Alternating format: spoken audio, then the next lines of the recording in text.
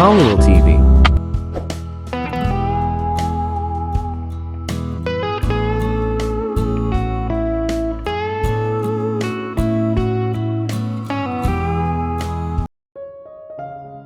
Hindi ko alam na magiging ganito ako kasaya, at makakalimutan ko ang lahat ng problema ko pero ginawa ko. Naglakad-lakad kami ni Mr. Black sa park, nag-uusap tungkol sa mga random na bagay at lahat hanggang kami na lang ang natira. Kailangan na nating umalis, sir. Kumunot ang noo niya. Irish, wag mo na akong tawagin ganyan. Tawagin mo akong Alexander o Alex. Pinadalhan ko siya ng isang apologetic smile. Sorry, I bet wala na si Anna. Tumango siya. I took it as my cue to ask about his relationship with Anna. Ang kanilang relasyon ay tila higit pa sa karaniwang uri ng boss-employee. By the way, parang close kayo ni Anna, parang more than just your cook and cleaner. Hinawakan niya ang mga daliri ko at ikinabit sa kanya habang naglalakad kami papunta sa bike niya. She's more than that. Ang kanyang elder sister ay ang matalik na kaibigan ni Katrina. Oh, no wonder, nanatili akong tahimik at inisip ang aking negosyo hanggang sa makarating kami sa bike. Inabot niya sa akin ang jacket niya. You should wear that. It's cold already and besides, when we start the ride home, it's gonna colder. Ngumiti ako at kinuha iyon. Salamat, Alex. Isinuot ko ito at hiniling na pagmamayari ko ito. Katulad niya ang amoy nito, Sumakay ako sa bike, after him of course, and this time, I made sure to hold him real tight and rested my head on his muscular back. Kaya kong matulog sa ganitong posisyon. Tahimik ang biyahe pa uwi, komportableng katahimikan kung idadagdag ko. Napangiti ako habang iniisip ang lahat ng nangyari ngayon. I hope tomorrow would be better than today. Pagdating namin sa bahay niya, wala na si Anna. Nagluto siya ng panzanella. Napagdesisyonan namin ni Mr. Black na mag-shower muna, bago magkita sa dining room para sa hapunan. Ngumiti ako at ginawa ang masayang sayaw ko habang naliligo. Pagkatapos ay sinuot ko ang aking purple na pajama at isang katugmang tiny top. Tinali ko ang buhok ko ng messy bun at bumaba. Hindi na ako nagulat nang makita ko siyang nakaupo sa dulo ng mesa sa buong kaluwalhatian niya, ngunit ang ikinagulat ko ay ang katotohanan na inihain niya ang aming pagkain at naghihintay sa akin. Umupo ako sa tabi niya at ngumiti. Thank you. Tumango lang siya. Walang you're welcome. Anong problema? Kahit hindi ito batas, magalang na magsabi ng you're welcome, kapag may nagsabi sa iyo ng thank you, paliwanag ko sa kanya. Tinitigan niya lang ako saglit saka nag-smirk. You're welcome, princess. Ngumiti ako saka sinabi ang aking grace at kumuha ng isang kutsara ng aking pagkain. This tastes so good. Anna is such a great cook. Tumango siya. She sure is. Kumain kami sa komportableng katahimikan hanggang sa napagpasyahan kong magsalita. Alam mo, you're a very good artist. Hindi ko maalis sa isip ko ang mga painting ni Katrina. They're so good, you're so good. Actually, ang galing mo sa lahat ng ginagawa mo. Sabi ko sa kanya habang umiinom ng tubig ko. Nagdilim ang kanyang mga mata. Ano na naman kaya problema nito? May nasabi ba akong mali? Nanatili lang siyang nakatingin sa mata ko at napapikit ako. Umiling siya. No, pero ito ang unang pagkakataon na may pumuri sa anumang nagawa ko. Sa unang pagkakataon. Hindi mo naman ako masisisi kung nabulunan ako ng tubig ko, diba? Nagsimula akong umubo at nakakagulat, tinapik niya ang likod ko para pakalmahin ako. Nanlaki ang mata ko sa hindi makapaniwala. Kahit kailan hindi siya pinuri. Sa unang pagkakataon, nagawa kong magtanong. Umupo ulit siya sa upuan niya at tumango. Yes, growing up, my father never told me I never did something correctly. I never did anything worth praises to him. I've never been good enough. I've never met his expectations, no matter how hard I tried. He always felt like I needed to do more and more and more. Sinubukan ng aking brother na suportahan ako, ngunit hindi rin siya naging madali sa aming ama. Sumama ang loob ko sa kanya.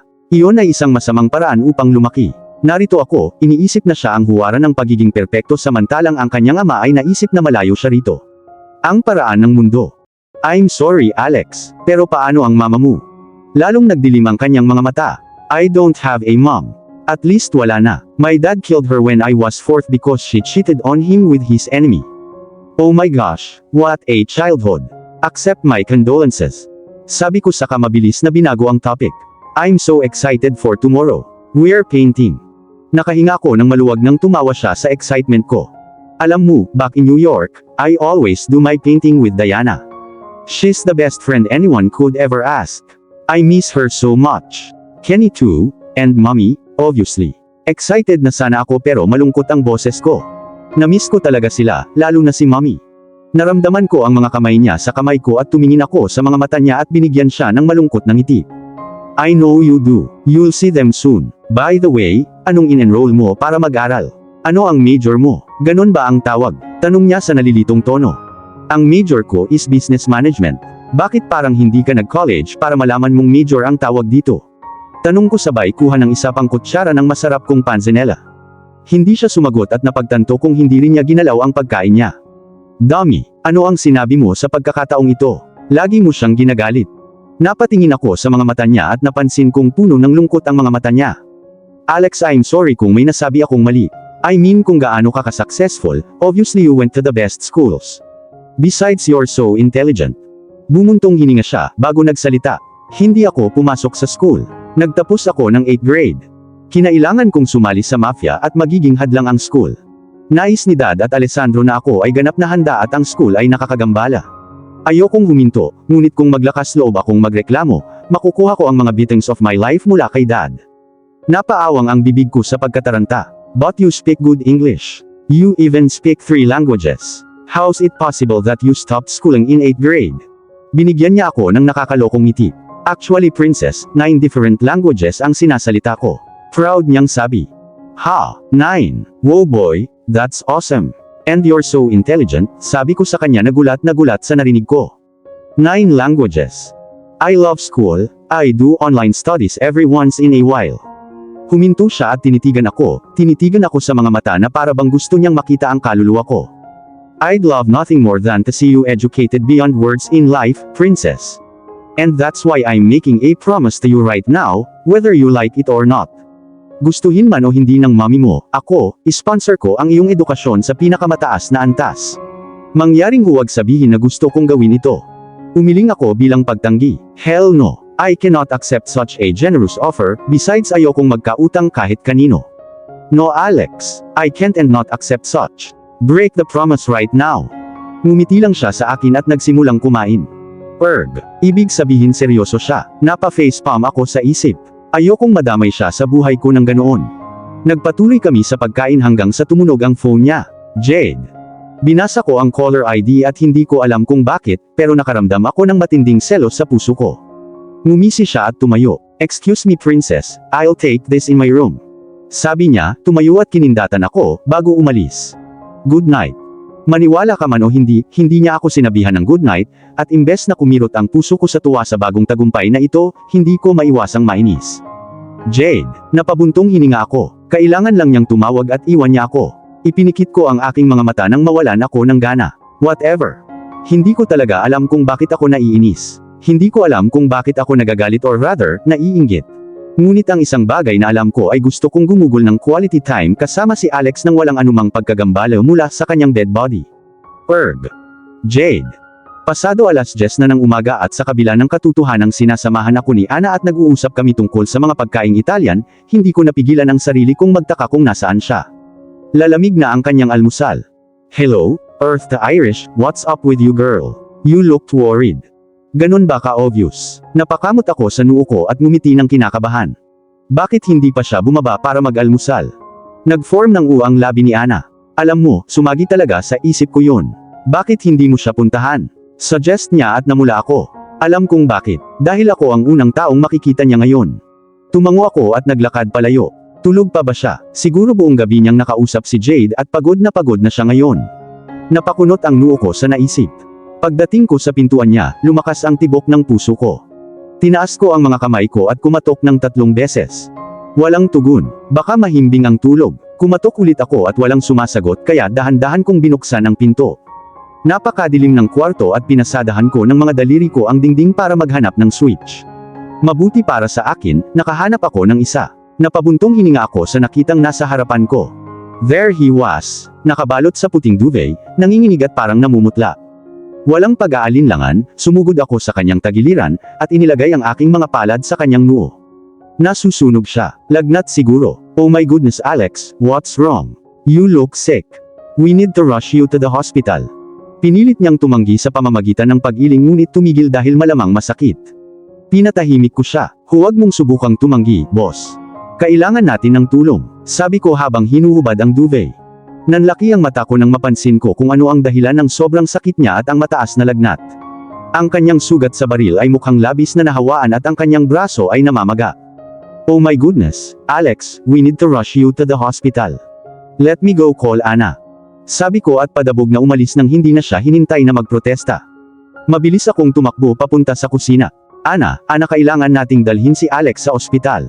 Sobrang impeksyon ang sugat niya, kailangan niya ng maayos na gamutan.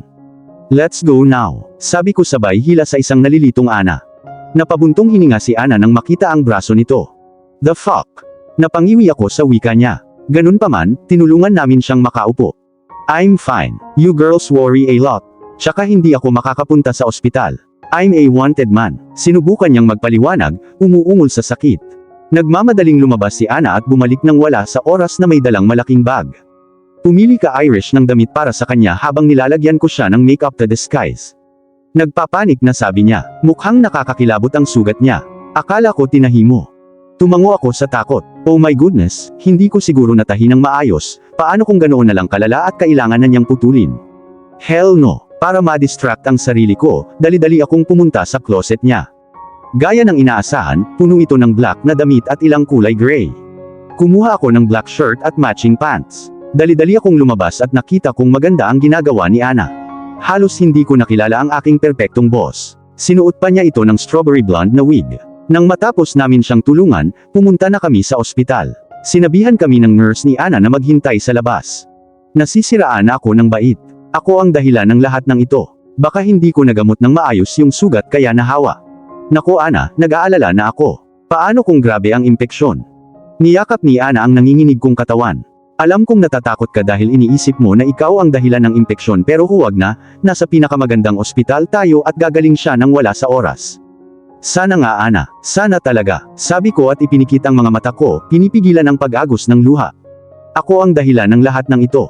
Dear God please help him.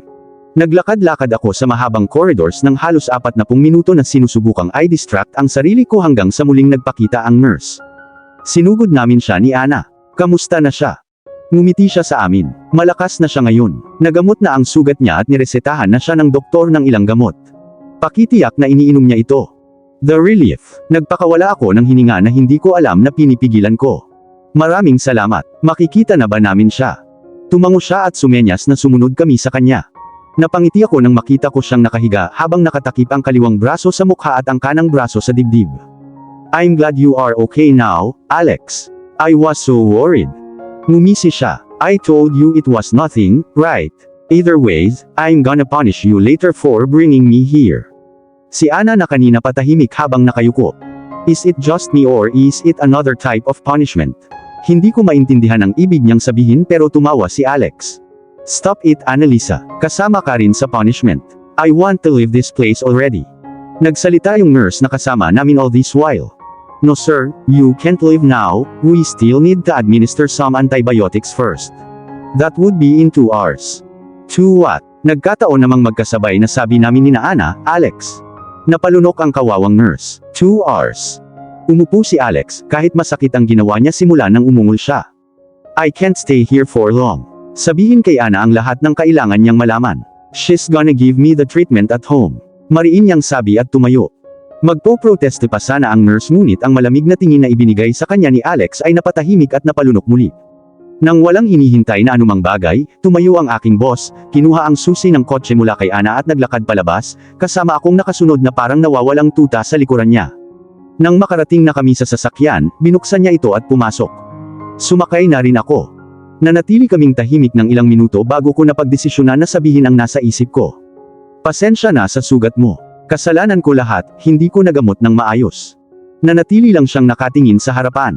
Stop apologizing. It's not your fault. Actually, it's mine. I was not to do strenuous things with the hand but I was stubborn. Wow, siya lang ba ang may kasalanan? Alam mo, that's another first. Nakuha ang atensyon niya simula nang humarap siya sa akin. Another first. Tumango ako. Oo, pag-aari mo lang ang pagkakamali mo. Tumawa siya and natunaw ang puso ko sa sobrang gwapo niya. Saan ginawa ang taong ito? Lagi kong inaamin kapag mali ako, princess. Ngumuso ako at tumawa siya. Oo tama. You're a case Irish. Anyways, hindi tayo makakapagpinta ngayon as planned. Sabi niya sabay taas ng braso. Namula ako dahil naalala niya talaga. At nakalimutan ko. Ngumisi siya. So nakalimutan mo. Inaasar niya ako. Napaiwas ako ng tingin na namumula ang pisngi. Hindi ko kasalanan kung mawala sa isip ko, I was worried sick about you. Naramdaman kong nakatingin siya sa akin kaya humarap ako sa kanya. Ganyan ka ba nag-alala? Tanong niya sa malambing na boses, I doubted it was him. Namula na naman ako. Siyempre, kaibigan kita at may pakialam ako sa'yo. Magdadagdag na sana ako ng sobra, pero pinigilan ko dahil bumukas ang pinto sa likod at pumasok si Ana. Alex, you sure you can drive us back home with that arm? Cause I'm still so young to die. Sabi niya habang kinakabit ang seatbelt niya. Pinaandar ni Alex ang sasakyan at lumingon kay Ana. Shut up. And with that, nag-drive na. Pagdating namin sa bahay, dumiretso si Ana sa pagluluto ng tanghalian at sa isa, dinala namin ang pagkain niya sa kwarto niya. Time to get your ass injected. Pang-aasar ni Ana at napahagikgik ako. Natawa din si Alex. Walang pagkakataon na ma-injection ako sa puwitan. Hindi ko na napigilan ang paghagikgik. Tingnan natin ang tungkol dyan, boss. Napaisip si Ana. But before that, you need to eat and take your medicine. You skipped breakfast. Umupo siya agad. I'm actually very hungry, but I'm not taking no damn medicine. Napatingin sa akin si Ana. Marami akong gagawing paglilinis ngayon, Irish, please watch him. Make sure he take his medicine, okay? Tumango ako. Okay, ma'am. Binigyan niya ng warning look si Alex bago umalis. He cleared his throat at humarap ako sa kanya. Alam mo namang hindi mo ako mapipilit na inumin ang mga gamot na yan, diba? Umupo ako sa kama niya at ngumiti. Oh, I can, remember when you forced me to drink that awfully bitter tea? Well, now is my turn to force you. Kung hindi mo iinumin ang mga gamot na iyan, hindi ako magluluto ng masarap mong spaghetti at alam kong mahilig ka rin sa crock-pot chicken curry. I teased him and gave a victorious smile when he groaned in frustration. I thought as much. Kumain ka na. Okay, boss princess. Sabi niya na ikinatunaw ng puso ko. At dito na po, nagtatapos ang part 20 ng ating kwento. Sabay-sabay po nating abangan ang susunod na kabanata. Maraming salamat po. God bless and stay safe.